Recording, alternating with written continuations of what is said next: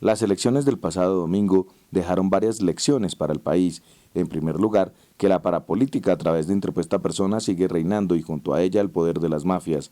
Reencaucharon curules con orígenes no santos 33 senadores. Algunos ejemplos: Musa Besaile Fayad, José David Name, Sandra Villadiego, esposa del ex senador Miguel Ángel Rangel, José Alfredo Géneco, hijo de Lucas Géneco, Teresita García, hermana de Álvaro García, condenado además por la masacre de Macayepo, Alfredo Ramos Maya, hijo de José Alfredo Ramos, Jaime Amín Ficha de la Gata, Nadia Blel, hija del condenado Vicente Blel, Yamina Pestana, hermana de Pedro Pestana, en la cárcel por relaciones con Paras, y Samik Merek, hermano de Habib Merek, hoy prófugo de la justicia. El otro aprendizaje fue el aumento de los votos en blanco y los nulos. El primero llegó a 885.375 en Senado y el segundo a 1.485.000. Para la Cámara, las cifras llegaron a 940.000 y 1.750.000 respectivamente. Protesta y confusión son las causas. Finalmente, el rechazo al Parlamento andino mediante voto en blanco demuestra que la institución no sirve para nada. Muy buenos días, les damos la bienvenida a Contrastes, un programa de la Federación de Trabajadores de la Educación, conformado para que usted precisamente forme opinión. Hoy el tema no podría ser otro que el de la jornada electoral del pasado 9 de marzo. Para eso nos acompaña un analista político, un investigador, él es León Valencia. León, gracias por aceptar esta invitación. No, muchas gracias por la invitación, me siento muy contento de poder hablarle al magisterio colombiano. Comencemos con la primera pregunta. ¿Cuáles son los ganadores y perdedores de esta jornada electoral del pasado domingo, teniendo en cuenta pues, que todos los partidos reclaman victoria? Algunos dicen el presidente Álvaro Uribe ganó, otros dicen que perdió, porque con la cantidad de votos con los que llegó a la presidencia pues no se reflejan en estas últimas elecciones. ¿Cuál es su opinión? Voy a decir una cosa que puede sonar como muy distinta a la que esperan entre ganadores y perdedores. En realidad es muy triste, ganó la parapolítica, porque sacó 33 senadores y 37 representantes, 70 parlamentarios. Cuando hablo de parapolítica, hablo fundamentalmente de herederos de la parapolítica. El escándalo todavía no adquiere la dimensión que tiene. Sí. Nosotros hicimos las primeras denuncias, pero eso todavía no ha salido. Es que José Alfredo Géneco Zuleta, por ejemplo, que es heredero de la Casa de los Génecos, de la parapolítica en Cesar, pues sacó casi 100.000 votos. Y en Cesar nunca había habido una votación de esas. Es que el hijo de Zucardi y de García Romero en Bolívar fue al Congreso con una gran votación, una persona que no tenía ninguna figuración en política y solo por ser hijo de esta casa de la parapolítica. Y Yair Acuña va a tener, no se sabe cuánto. En principio se alzó con el abuso más grande, que es robarle a las negritudes su representación, y creó una fundación Ébano, y con ella sacó los dos representantes de las negritudes de minorías, sacó otros dos parlamentarios a la Cámara en Sucre, y se habla de que sacó 5 senadores. Él es hijo de Salvador Arana, un alcalde que fue implicado y llevado a la cárcel por todos estos nexos con paramilitares, ha tenido la relación con todos los grupos. Bueno, para hablar de eso, en Santander, las dos casas de la parapolítica, la casa de Hugo Aguilar, y la casa de Luis Alberto Gil, se llevaron 2 senadores, la representación a la Cámara, tienen el gobernador, de manera que le ganaron y sacaron al Partido Liberal de la dirección de ese departamento. Menciono eso, 33 senadores. El partido que más sacó senadores fue la U, que sacó 21, de ellos 8 son de los parapolíticos, de manera que, contado eso, es el partido más grande, el partido de la parapolítica. Fue, yo creo, que el gran ganador. ¿De qué manera se pudo dar ese contubernio, esa corrupción, para que se alzaran estos votos de la parapolítica? El dinero venido de estas fuerzas ilegales se acumuló en los años de 2002, 2006, el poder que obtuvieron mediante esta ilegitimidad, porque ellos llegaron a gobernaciones, llegaron a alcaldías, y allí pues desataron todas sus manos para venderle el Estado a los contratistas, para obtener grandes sumas de dinero, el control de las registradurías, el control de la justicia local. Esta gente se apoderó del Estado a nivel local, y en el Congreso lo que va a ocurrir entonces con esta realidad es que está Santos con una coalición mayoritaria que va a enfrentar una oposición de derecha y una oposición de izquierda. Eso va a ser realmente un espectáculo interesante en el debate político, pero eso es lo que vemos ahí. La izquierda se mantuvo a pesar de sí misma, porque bueno, había hecho tanto para irse al suelo que lo que conquistó es bueno. ¿Qué pasó ahí? ¿Fue la división de la izquierda la que hizo que le fuera tan mal, que tuviera esta debacle en las urnas? Yo no creo que ni siquiera las divisiones y la corrupción sean lo más importante. El factor más de fondo es el que no hay un proyecto político ahí claro. Hay cosas valiosísimas, por ejemplo, Robledo es un crítico en el tema económico y social implacable y muy bueno del gobierno. Pero en temas cruciales de la paz, como la idea de las negociaciones de paz, que era la izquierda siempre el líder de eso, desapareció, esa bandera no es una bandera fuerte de la izquierda. La tiene el presidente. La tiene el presidente. El mismo Cepeda, pues es un crítico, es un tema de derechos humanos, él se asocia también a negociaciones de paz, pero no alcanza a transmitir ese mensaje. Y hay un hecho que es difícil, pero yo creo que los maestros pueden entender eso, un hecho que yo trato de explicarlo. Le pido una pausita, un segundito, y ya regresamos nuevamente aquí a Contrastes, haciéndole análisis a las elecciones del 9 de marzo. Radio Revista Encuentro. Programa institucional de PECODE. Encuentro. Sindicalismo, arte, cultura, actualidad, tecnología, pedagogía, educación. Las expresiones de vida con que se construye Colombia tienen un punto semanal de encuentro. Todos los sábados a las 7:30 de la mañana por Colmundo Radio.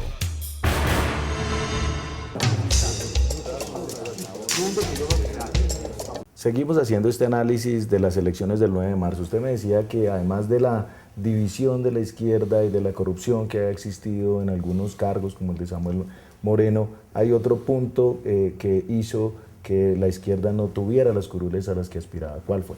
Bueno, ya dije que se dejó robar la bandera de la paz, que eso es muy importante, pero hay uno de fondo, es que no hay un proyecto político adecuado a las circunstancias colombianas y a la historia de este país y a América Latina.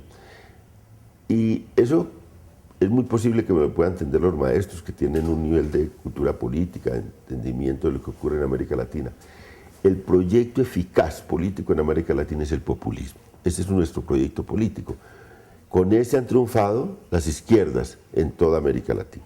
Nosotros somos una izquierda antipopulista, una izquierda muy marxista, muy clase mediera, muy pensando en salarios, prestaciones sociales, seguridad social, que es una cosa que compete a los trabajadores y a las clases medias. Pero lo que compete a los pobres es que les redistribuyan la riqueza, muchas veces en unas cosas que llaman de impacto social, de lucha contra la pobreza, que llaman de beneficencia, mucha gente despectivamente. Pero es que las clases populares en América Latina no tienen capacidad de ahorro, no han accedido a un gran aparato industrial como accedieron las clases trabajadoras de Europa. Entonces aquí, redistribución desde el Estado, coger las rentas de las minerías, que son inmensas, del petróleo, rentas de los commodities, para redistribuir, ¿en qué? En vivienda gratis, para redistribuir en un gran impacto social desde el Estado. Eso es lo que están haciendo en toda América Latina y lo que provee la izquierda de América Latina. Uno de la izquierda colombiana la invita a discutir el programa de vivienda gratis. Dice, no, eso Robledo decía, eso no cambia estructuralmente el país. Yo le dije, Robledo, pero hay gente que no tiene ninguna capacidad, nunca va a tener una casita si no se le da una casa, y es justo que, por ejemplo, 100.000 casas cuestan 4.2 billones de pesos. Eso fue el cálculo que se hicieron a 100.000 viviendas para entregárselas a 100.000 pobres. Si lo hacen bien, está por evaluar ese programa, pero si lo hacen bien es un gran impacto sobre una población muy importante, y eso es nada para los dineros que está adquiriendo el Estado permanentemente, para lo que lleva, por ejemplo, Ecopetrol. Ecopetrol aporta el 26% del presupuesto nacional. Eso se tiene que hacer. Digo yo entonces que la izquierda necesita un proyecto populista en Colombia para poder competir con las élites colombianas. Nosotros somos populistas en política en América Latina y melodramáticos en cultura. Entonces tenemos que encontrar un camino. ¿Lo que pasó con la UP es parte también de ese análisis, o ahí hay otras aristas que vienen del exterminio, que vienen de una reagrupación que se da en los últimos meses y que no alcanza de pronto a tener un calado en la opinión pública? Sí, es que yo creo que vivió una situación muy difícil de la Unión Patriótica. Llegó otra vez al escenario político de manera apresurada, tuvo que traer su candidata presidencial de Europa, donde vivía exiliada durante 17 años. El morir en cabeza de Jorge Enrique Robledo los habían sacado del polo también a los comunistas, que son parte de ese proyecto político. No pudieron estar ahí en las listas de este proyecto político, y se metieron en las listas de la Alianza Verde sin identidad. Es que era muy difícil identificar a la Unión Patriótica en el seno de la Alianza Verde. Y miren, si Carlos Lozano hubiese estado en el polo, pues habría salido, porque el último del polo salió como con 18, 19 mil votos y él sacó 23 mil votos. Si Caicedo hubiera estado en las listas quizás de la Alianza Verde, hubiera podido salir también como representante a la Cámara. Entonces, las circunstancias los llevaron otra vez a que no tengan una representación parlamentaria, y es una tristeza, porque el Consejo de Estado le devolvió la personería para pagar una deuda con un partido que había sido victimizado totalmente, con la esperanza que ese partido reviviera. Va a tener que seguir en esa lucha, puede que la paz le aporte una posibilidad de renacer a ese partido, y ojalá lo haga, porque toda la sociedad tenemos una deuda con la Unión Patriótica. Usted hablaba hace un momento del tema de la paz. El presidente Santos pues se asegura unos 47 senadores más, los del Partido Conservador, que lo apoyarían. ¿Cómo ve usted la posición ahí del Centro Democrático con respecto al proceso de paz? Va a ser un debate que ojalá se inicie rápido en el nuevo Congreso y por fuera, digamos, del nuevo Congreso en la campaña presidencial. No hubo debate en la campaña parlamentaria sobre la paz. Los que dijeron apoyar el proceso de paz, pues levantaron la mano y decían, aquí estoy yo que apoyo el proceso de paz, pero no hubo ningún debate sobre los contenidos. No sabemos qué piensan los parlamentarios del tema agrario, que es un tema enorme de debate. Ya vemos que los sectores del campo, los grandes dueños de la tierra y los empresarios del campo no quieren cambios en el mundo agrario. Ellos se han opuesto siempre, en cabeza de la Federación de Ganaderos, de la SAC, a cualquier transformación del agro.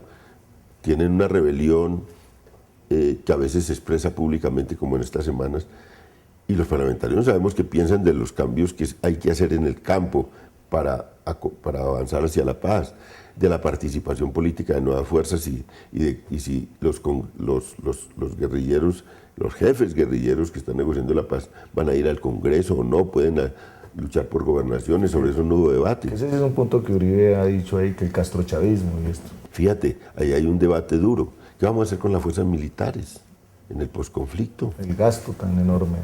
Va a haber reforma de las fuerzas militares en el posconflicto. Puede que no se pacte en La Habana, pero eso es parte del proceso de paz, o no se debe pactar en La Habana por parte del proceso de paz.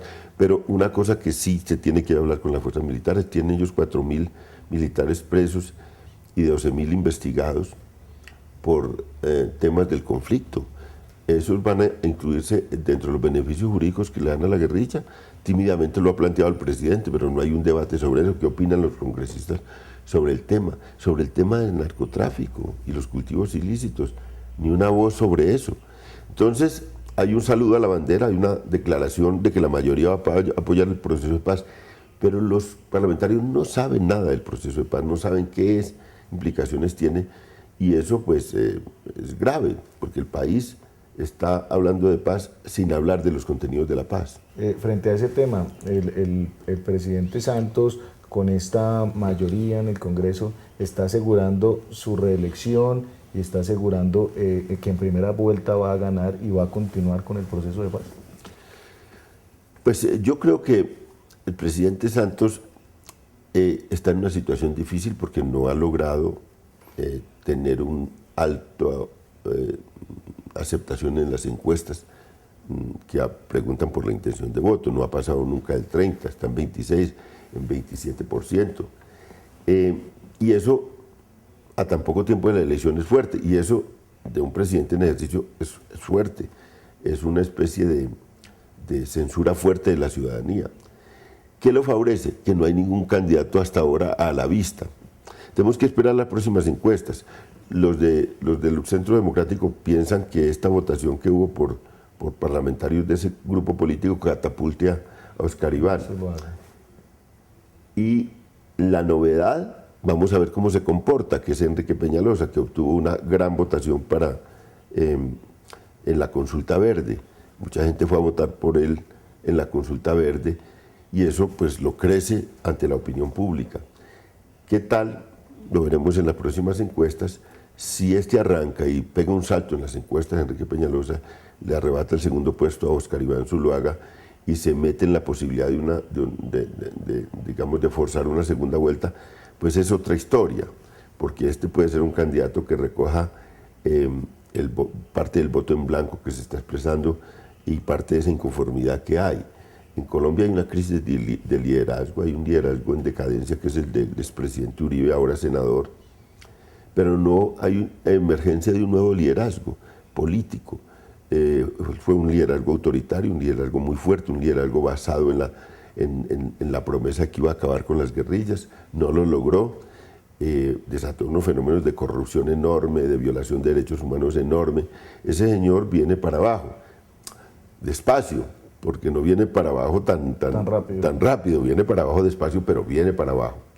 Pero no hay otro liderazgo en emergencia, el presidente Santos, aún con la bandera tan fuerte, como es esa bandera de potente, la bandera de la paz, no logra concitar un entusiasmo en la sociedad colombiana, pero no hay otro que la concite hasta el momento. Usted hablaba ahorita del voto en blanco, vamos a hacer una pausita y ya regresamos con la abstención y el voto en blanco.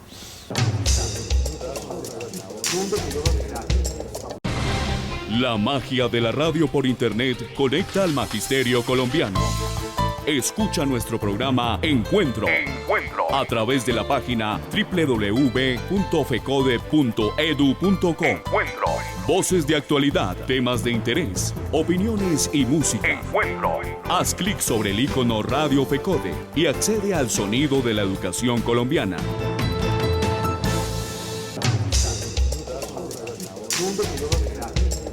Bueno, usted habla ahora del voto en blanco, de los votos nulos, de la cantidad de gente que no se expresó, votando por algún candidato, sino, con un voto de protesta.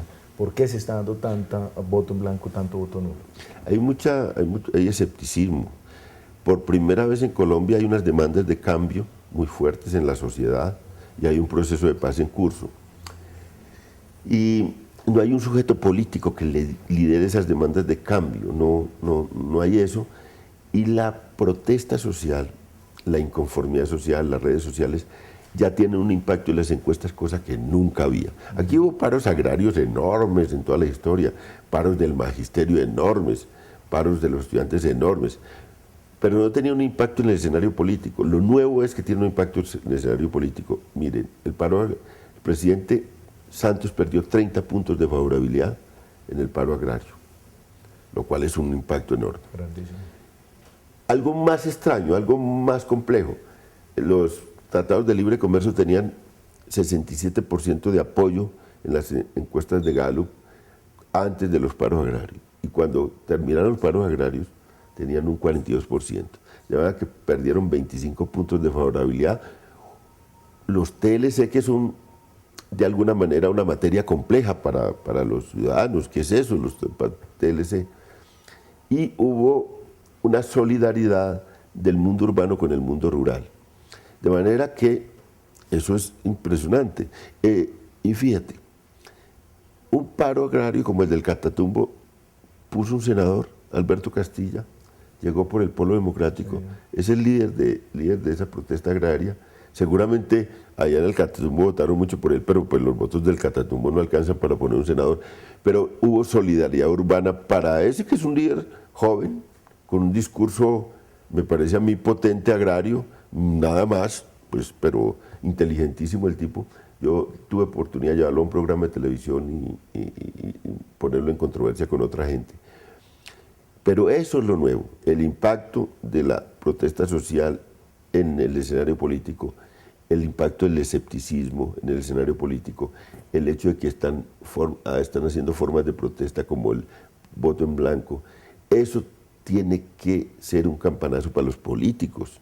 Claro, y tiene que ser un campanazo para la izquierda. La que debían liderar eso, los que vean que es el canal de expresión de eso sería la izquierda, pero la izquierda es muy Roma. La izquierda es realmente muy poco visionaria de lo que ocurre en Colombia.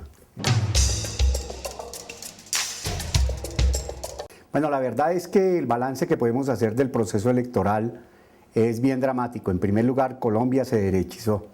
Hubo compra de votos. Desafortunadamente también hubo lo que siempre se plantea en todo el proceso electoral, y es que encontramos la forma como realmente se adulteraron algunos datos en muchos departamentos. Este país es un país que quedó en manos de la derecha. El magisterio tenía 3 senadores de la República, hemos quedado reducidos a uno solo. De igual manera se ha presentado fraude, han sido muchas las denuncias que se han colocado. Es además inadmisible que en el caso concreto de la democracia que queremos los maestros, que queremos una sociedad totalmente diferente, justa, libertaria, democrática, progresista, los compañeros tanto del Polo como los compañeros de Alianza Verde hayamos logrado 10 escaños, 5 y 5. Eso es el producto de la lucha y de la movilización, pero también la expresión de cómo se han cerrado los canales de participación para la sociedad, los ríos de plata que se vieron en la campaña electoral, el desarrollo de una serie de actividades que fueron en contra de la posibilidad de las campañas electorales. No hubo la libertad hacia el ciudadano para que él pudiera decidir. A los ciudadanos les dieron plata, les dieron regalos, les hicieron fiesta, les compraron su conciencia. Ese es el país que hoy nos merecemos nosotros, con un agravante, y es que el presidente Álvaro Uribe, que ha sido enemigo de la paz, hoy llega con una presencia importante de la derecha de Colombia, y desafortunadamente eso va en contra del proceso de paz. Lo que pasó en el exterior, donde para una minoría de ciudadanos empiezan las votaciones 8 días antes, cónsules que abrieron las urnas sin los debidos testigos, etcétera, eso también es muestras de la triquiñuela, lo que usted habla. Sí, mucha triquiñuela, mucha viveza, mucha pequeña trampa, que entonces pues perjudican enormemente las elecciones, pero además obnubilan o esconden el debate político. La gente no se la juega a convencer, sino a ver cómo obtiene ventajas en el mundo electoral. Y entonces así, lo mejor es que no haya debate político, porque entonces en donde no hay debate político, pues hay electores cautivos, hay otras formas de llevar al elector a las urnas. Y eso es lo que hacen los héroes de la parapolítica, los que obtienen grandes ventajas de ser parte del gobierno y de obtener los cupos indicativos, como se les llama ahora, para obras y para actividades políticas. Y eso lo que genera es un nivel de corrupción muy alto, donde la cultura política fenece, muere y no tiene ninguna posibilidad. Usted decía al comienzo, aquí hay un gran ganador que es la parapolítica, la izquierda todavía no tiene un proyecto serio para ofrecerle al país, un proyecto populista que hable de vivienda, de salud, de educación. Hay una reforma a la salud que está ahí congelada, una MANE que presentó un proyecto para el tema de la educación superior, gente buscando vivienda. ¿Usted cree que uno de los perdedores también es el país sin esa oportunidad de reclamar esos derechos en las clases bajas? Sí, y yo no sé qué va a pasar. Si hay proceso de paz, pues ahí vienen unas demandas de cambio desde La Habana y que tienen que tramitarlas el Congreso. Quizás son importantes porque quizás no son tan importantes como las demandas de cambio que hay en la sociedad. Cuando se quite el tapón de la violencia y de la seguridad a esa inconformidad social, ¿qué va a pasar? Si aún en medio del conflicto, aún en medio de una realidad tan dura como la del país, que trata todas esas protestas en clave de orden público y siempre habla de infiltraciones de la guerrilla y de que y se va contra los campesinos con el ESMAD, con la represión. ¿Qué pasará cuando ya no tenga el pretexto de la guerrilla, cuando la protesta social se libere de esa coyunda? ¿Qué va a pasar? Todas estas masas de campesinos inconformes con un campo devastado por los malos gobiernos. ¿Qué pasará con eso? ¿Qué pasará con unos estudiantes contaminados también por la indignación que circula por el mundo y que busca cambios en una educación que ha estado estancada en Colombia? Es que lo de las pruebas PISA fue una cosa como un baldado de agua fría sobre las pretensiones que había acá de que teníamos un país muy moderno en unos campos. ¿Qué pasará con toda esta cosa tan desastrosa de la salud, de cómo se robaron la salud todos los ilegales, cómo jugaron con la vida de los colombianos? Son cosas muy fuertes. Da para libros que tienen cierta notoriedad.